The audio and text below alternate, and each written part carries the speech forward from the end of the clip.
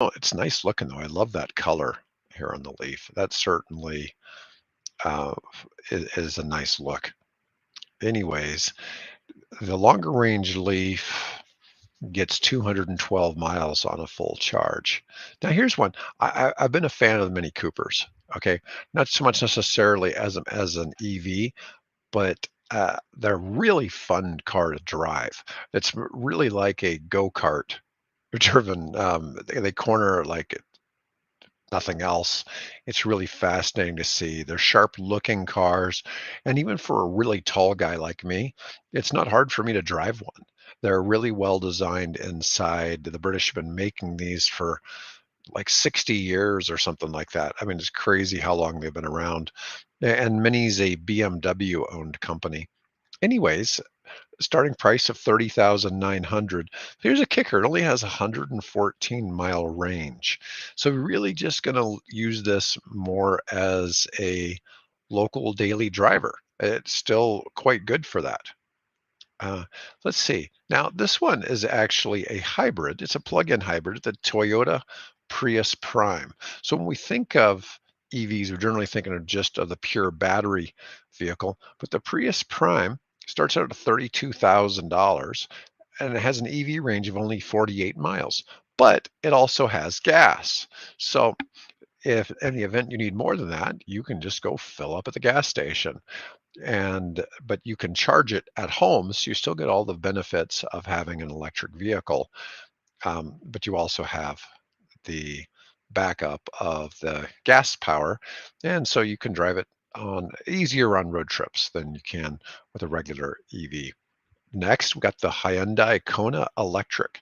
Not a bad looking vehicle there from Hyundai. Let's see what we've got here. Price of 33,550, EPA range of 258 miles, and is technically it's a subcompact SUV, has more room than a sedan, but it's a little tighter than a normal SUV. Next, we got the Mazda MX-30. Not a bad looking vehicle by any stretch. 34,110. And once again, it's only got a range of 100 miles. And it's 0 to 60 in 9 seconds. That's pretty slow for an EV, pretty slow for a gas-powered car too.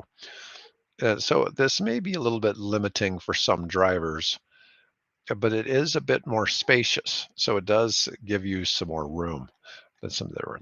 The next is the Volkswagen ID.4.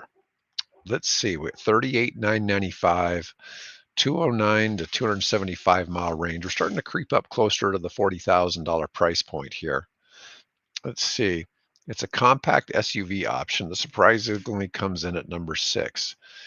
Volkswagen isn't known for being cheap. The 2023 introduced a more affordable standard trim, making this car more affordable for the average consumer. Now, I bet you didn't imagine you'd see the Tesla Model 3 on here, but it's interesting to see because currently it's only 38,998. The base range version with rear-wheel drive has a range of 272 miles, and you can get them all the way up to the long range of 358. And it's also eligible for all of the rebates here in the United States, which makes it even more attractive. Once again, you start looking at California or Colorado, where you're getting $12,000 of rebates or 12.5 in rebates. You're taking a big chunk off of that price. You're taking 40% discount on that car. Kia Niro EV, not bad looking either. Nice look to it.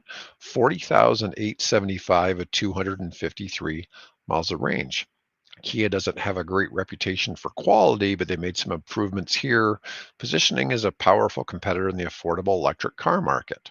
Is a hatchback, has decent electric range, making a great option for daily driving. Now here's another hybrid, a Ford Escape plug-in hybrid. So we've got a SUV here. It's only got an EV range of 37 miles, but once again, it's got the gas power as well. Starting price 40,500. Once again, you plug this in at home, get your 37 miles juiced up. And when it's only that much, you don't even need a special charger for that. So it's kind of a nice setup, but you need to rely on gasoline if you're driving more than 37 miles a day. The Hyundai Ioniq 6. let's see what we got here. 42.7 and 240-mile base range. That's pretty nice. It's most comparable to the Model 3. You can choose from standard long range, rear-wheel drive, or all-wheel drive options. The long range also has up to 320 horsepower. Then we got the Ioniq 5. Let's see, 42,785, just a little more expensive.